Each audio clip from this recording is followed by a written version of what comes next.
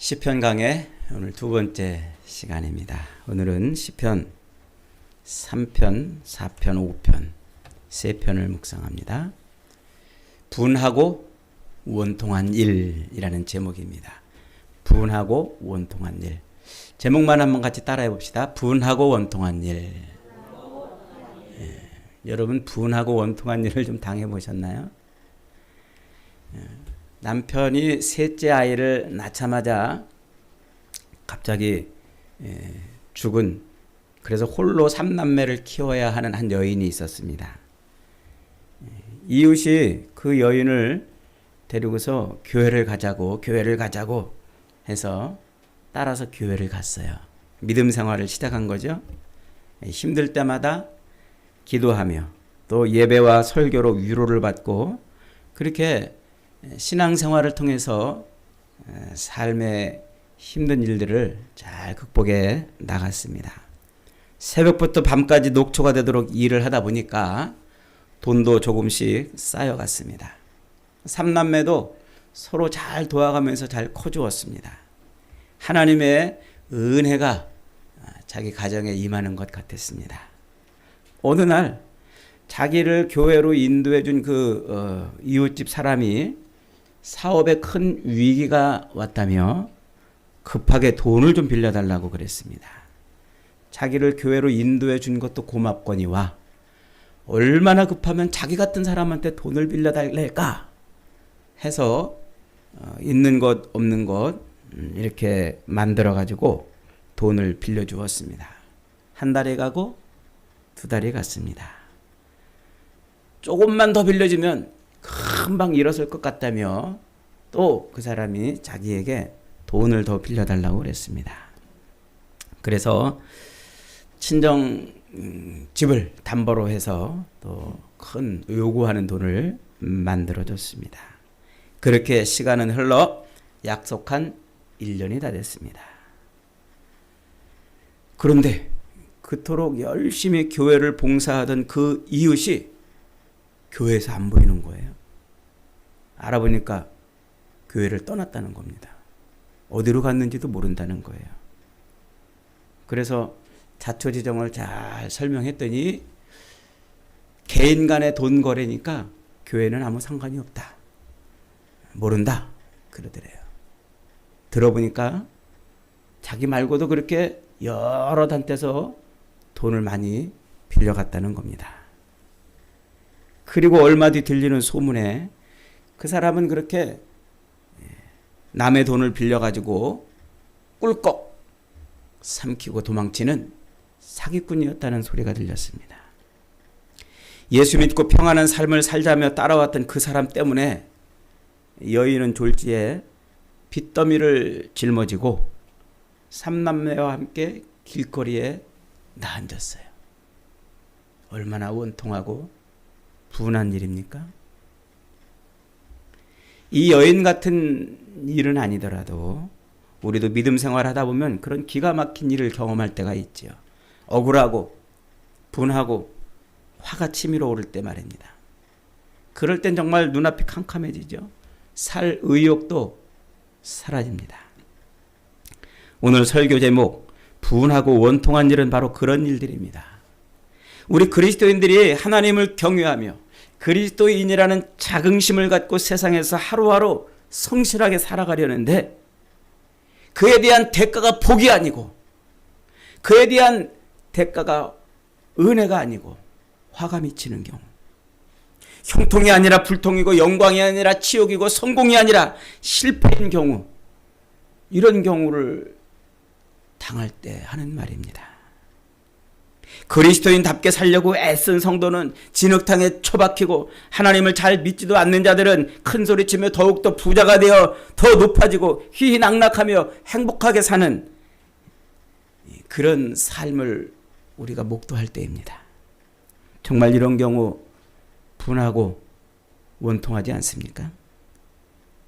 가정에서, 일터에서, 심지어 교회 안에서도 그런 어이없는 일을 당하면 우린 정말 마음이 무너집니다.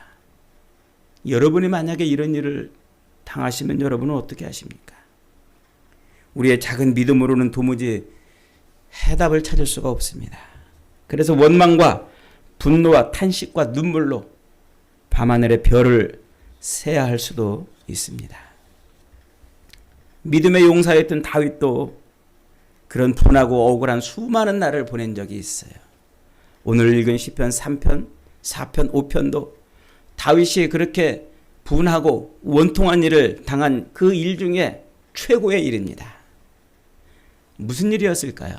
어처구니 없게도 그것은 패역한 자식, 자기 뱃속으로 낳은 자식 압살롬이 자기 목에 칼을 들이대고 아버지 왕자리를 내게 물려주시오 하면서 반역을 일으킨 겁니다.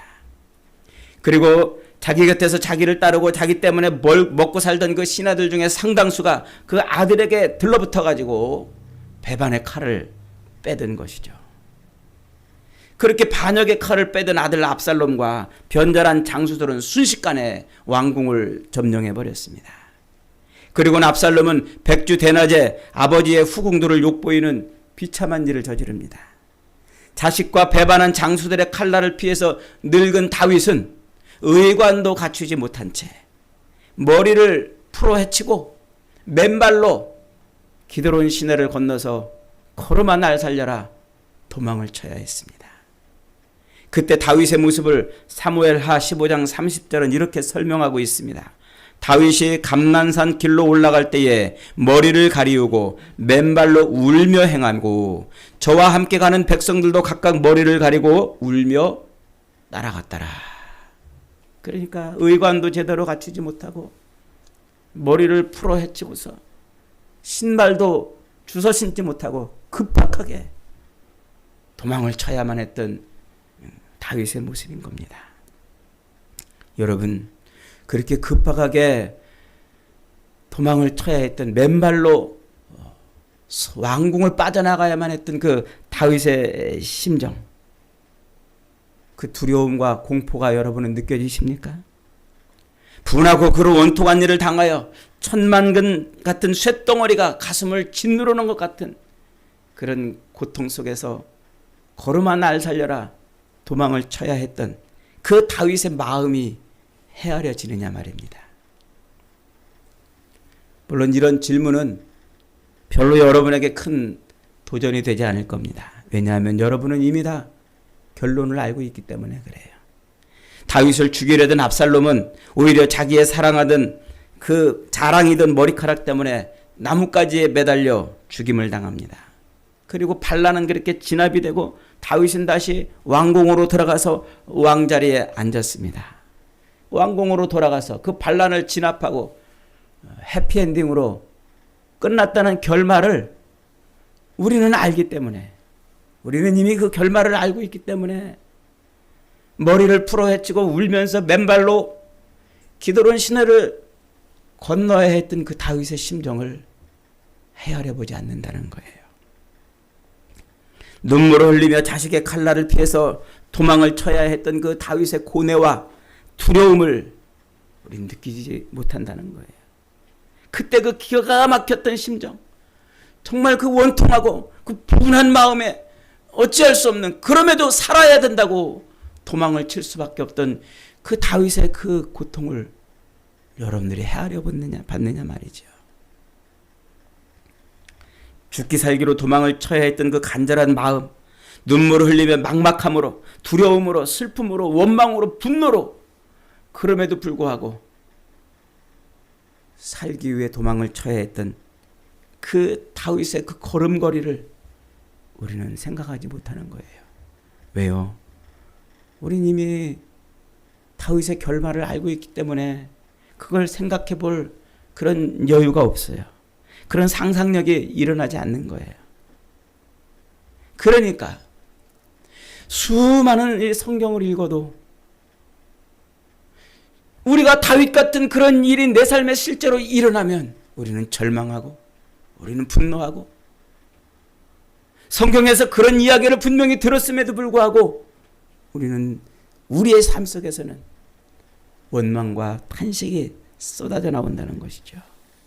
다윗처럼 해피엔딩으로 우리의 삶이 끝나는 것이 아니라 좌절하고 절망하고 원망하고 그 원통함을 어떻게 해결할 수 없어서 분노하고 사는 것이죠. 그러니 그 삶이 얼마나 지옥 같은 삶이겠습니까? 성경은 생각나지 않고 오직 억울한 일만 생각나는 거예요. 왜 그렇다고요? 그때 다윗이 당했던 그 삶의 현장으로 들어가 보지 않았기 때문에 그런 거예요.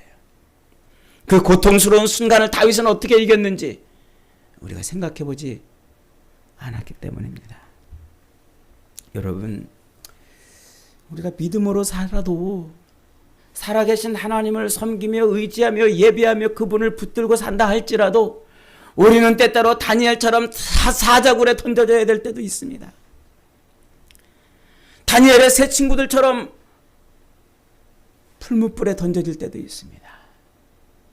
요셉처럼 어느 날 눈 뜨고 일어났더니 노예가 되는 그런 처참한 인생의 길을 걸어갈 수 있습니다. 살아계신 하나님을 믿고 산다 할지라도 우리도 얼마든지 다윗처럼 머리를 풀어헤치고 맨발로 기드론 시내를 건널 수밖에 없는 그런 처절한 골짜기를 걸어갈 수 있다는 거예요.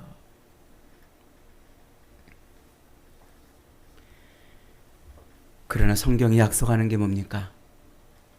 염려하지 마라. 두려워하지 마라. 너희의 삶에도 해피엔딩이다. 그런 기드론 골짜기를 건너는 것 같은 처절한 너희의 삶 속에서도 내가 너를 버리지 않는다. 내가 너와 함께한다. 내가 너를 붙들어 주리라. 그 얘기를 하고 있는 거예요.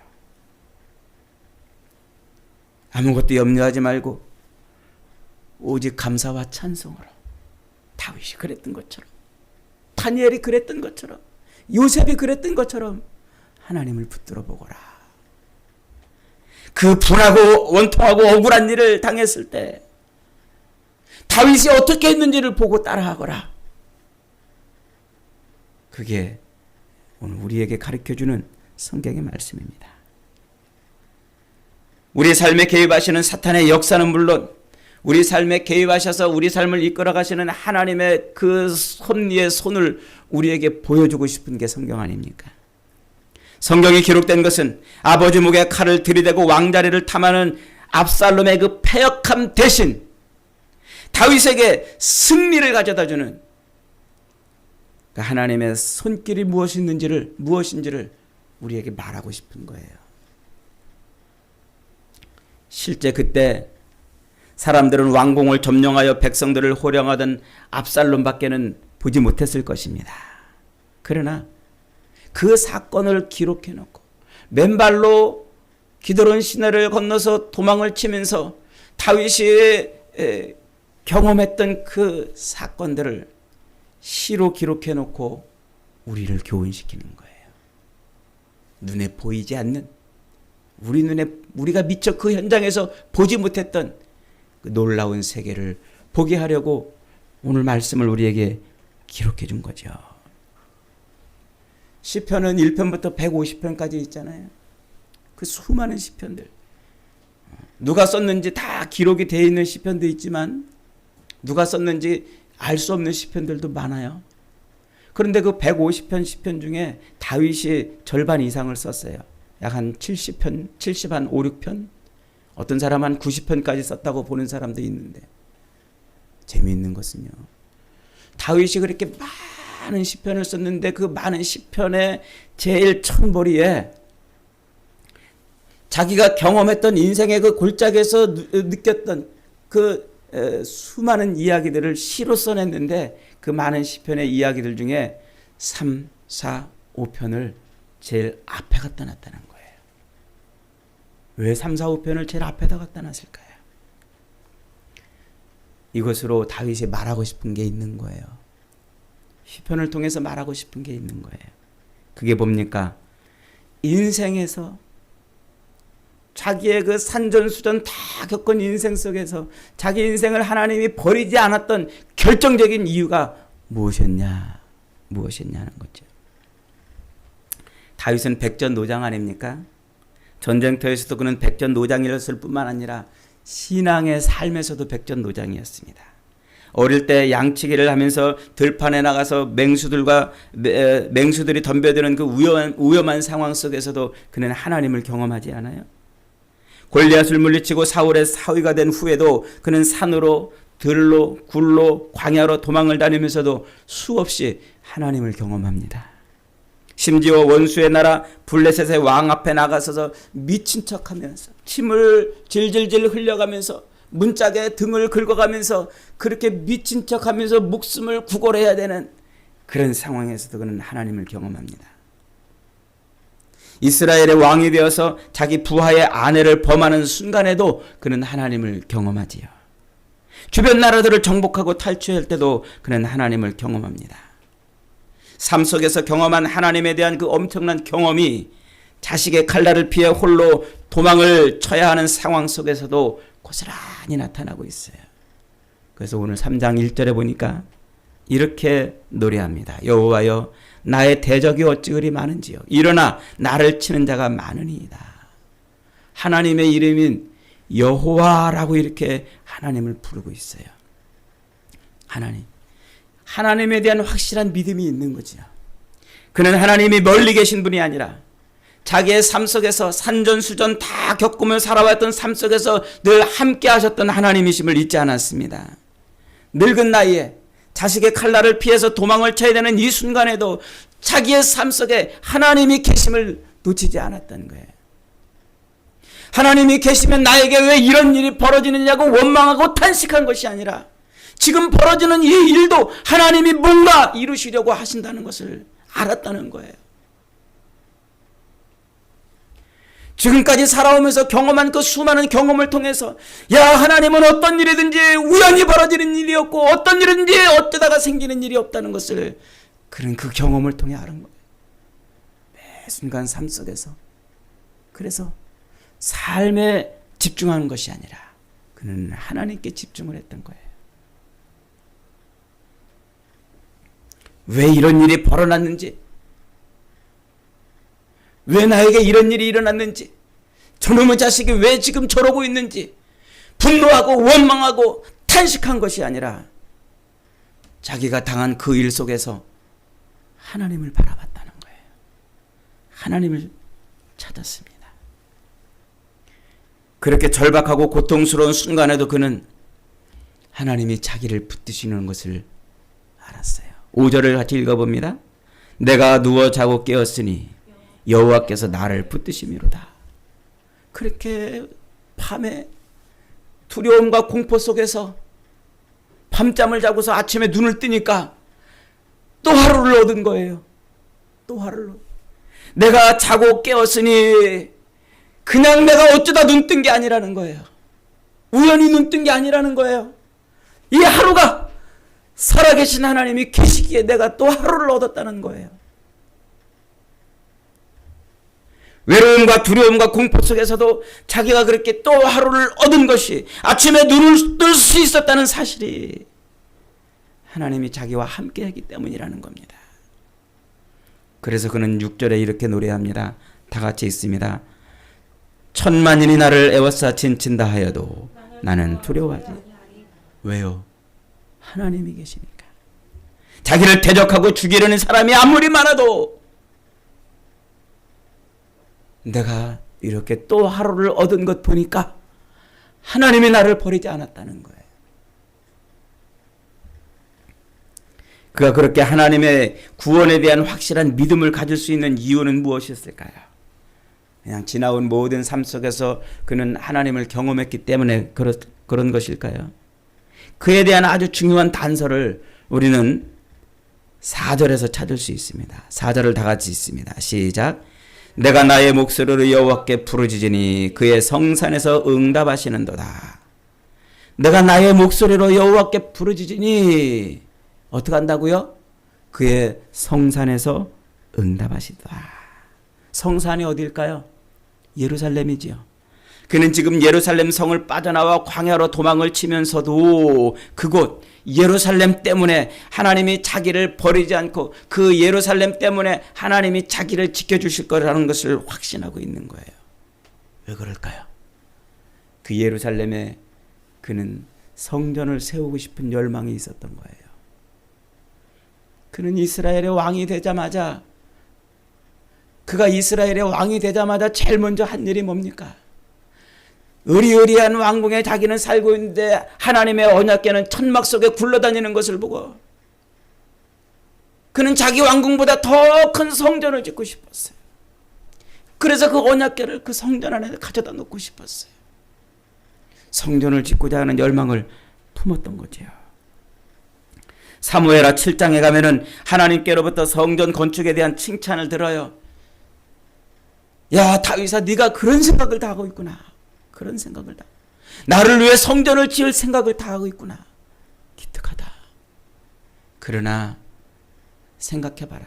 내가 어찌 사람이 왜 지어놓은 그 건물 속에 갇혀있는 존재더냐. 나는 사람이 세운 그 건물에 있는 존재는 아니지만 네가 그 생각을 한 것만으로도 내가 너를 귀하게 여긴다.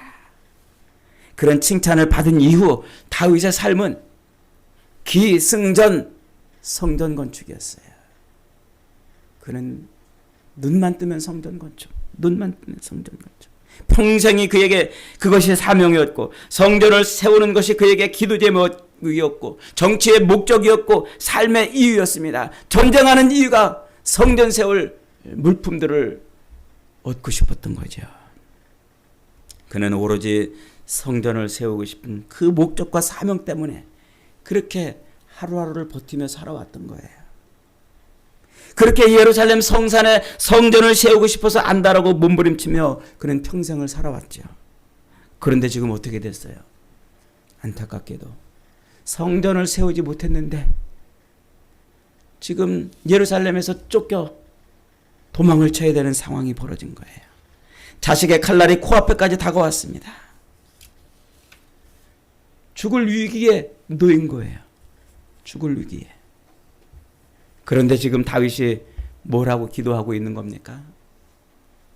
하나님이 내가 가지고 있는 이 소망, 내가 가지고 있는 이 사명 때문에 나를 그냥 내버려 두지 않을 것을 지금 믿고 있는 겁니다. 그 표현이 바로 그의 성산에서 응답하시는도다. 자기에게 주었던 그 소망대로, 그 비전대로, 그 사명대로 이루기까지 자기를 내동댕이 치지 않고 버리지 않을 것을 그는 믿었던 거예요. 동일한 사건 때문에 지은 시편 4편 4절로 5절에 보면 그는 이렇게 말하고 있습니다. 같이 한번 4편 4절 5절 읽습니다. 시작. 너희는 떨며 범죄하지 말지어다. 자리에 누워 심중에 말하고 잠잠할지어다. 의의 제사를 드리고 여호와를 의지할지어다.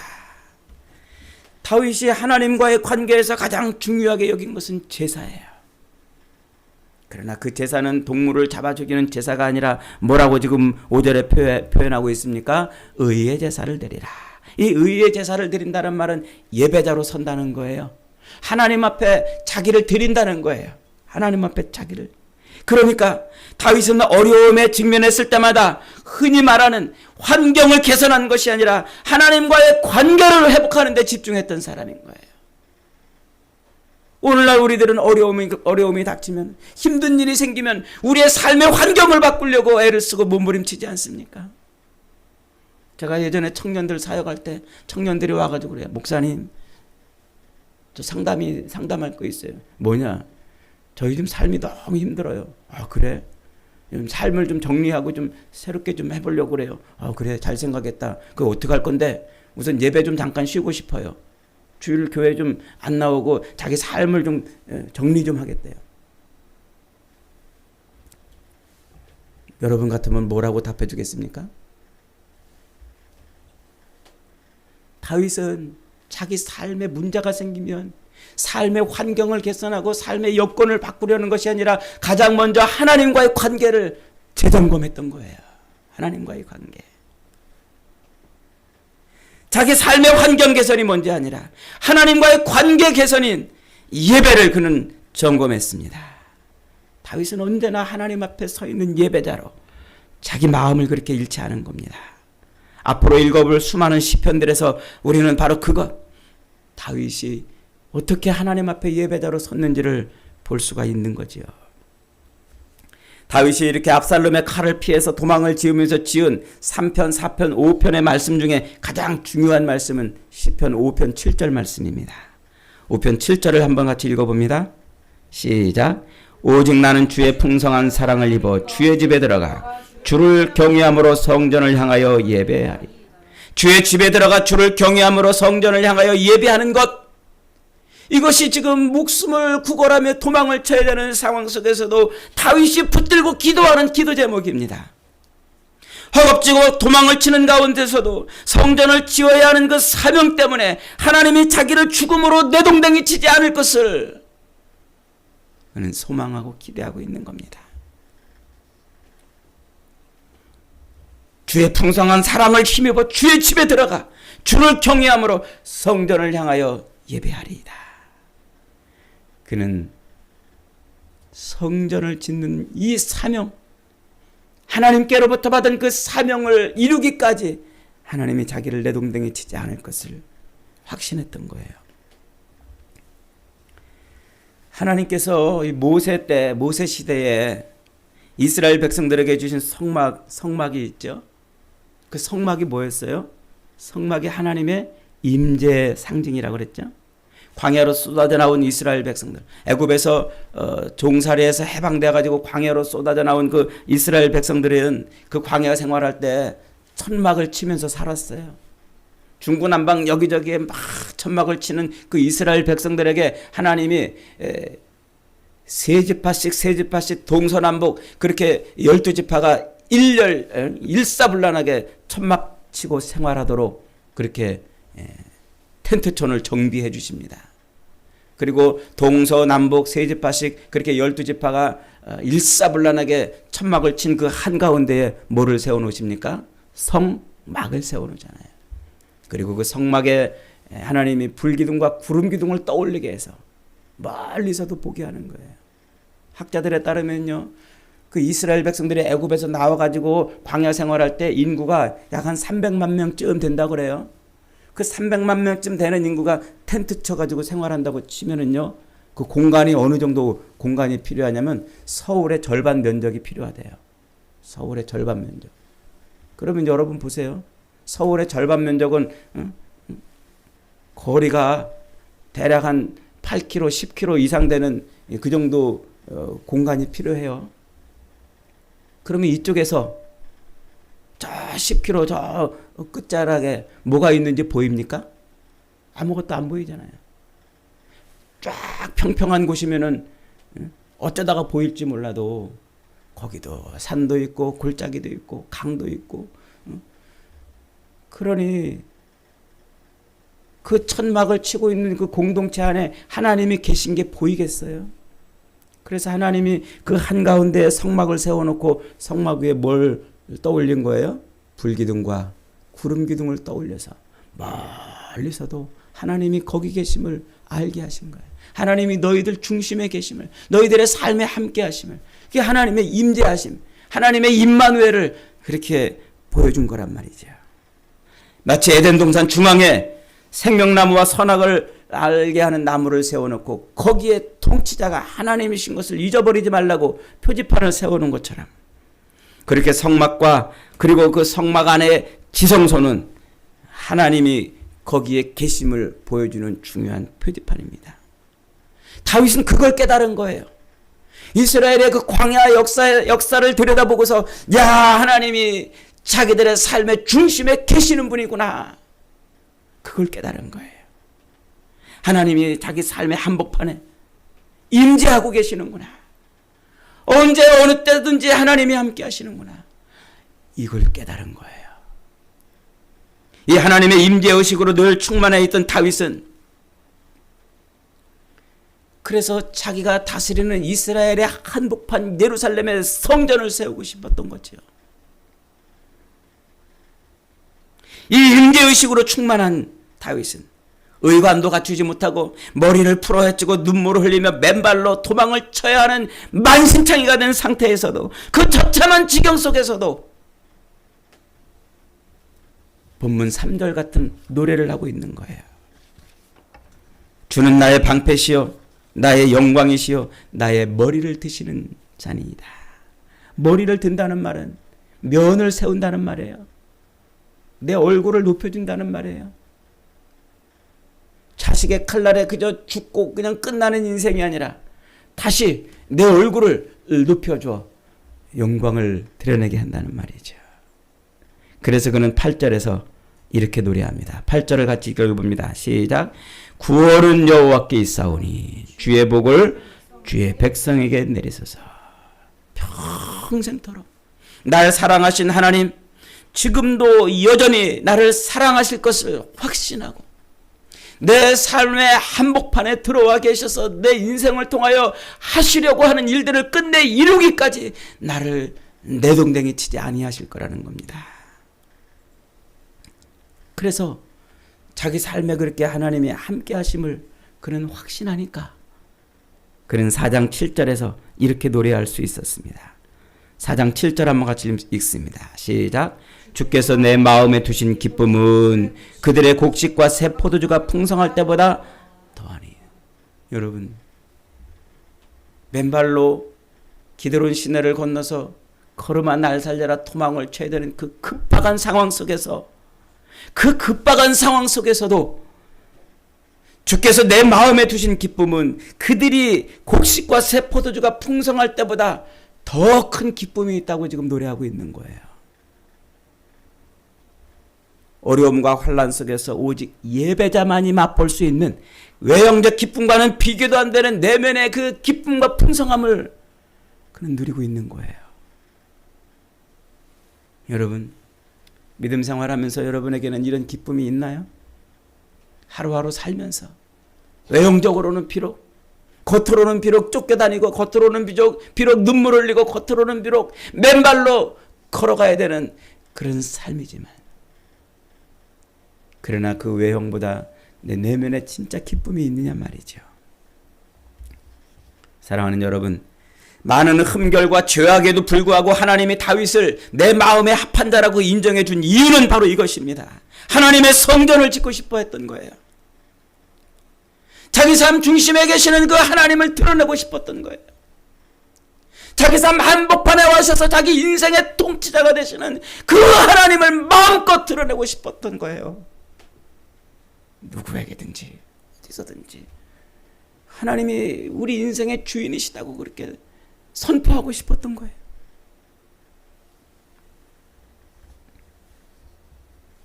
여러분, 교회가 뭡니까? 교회는 예수님의 몸이잖아요. 예수님은 이 땅에 오신 하나님의 성전 아닙니까? 요한복음 2장 19절 21절에서 예수께서 대답하여 이르시되 너희가 이 성전을 헐어버리라. 내가 사흘 동안 세우리라. 그러자 유대인들이 이르되 이 성전은 46년 동안 지어졌거늘 네가 3일 동안에 일으키겠느냐 하니까 예수님이 뭐라고 하십니까? 성전된 자기 육체를 가리켜 말하는 것이라고 그랬잖아요. 예수님이 성전이에요. 예수님의 다른 이름이 뭡니까? 임마누엘이잖아요.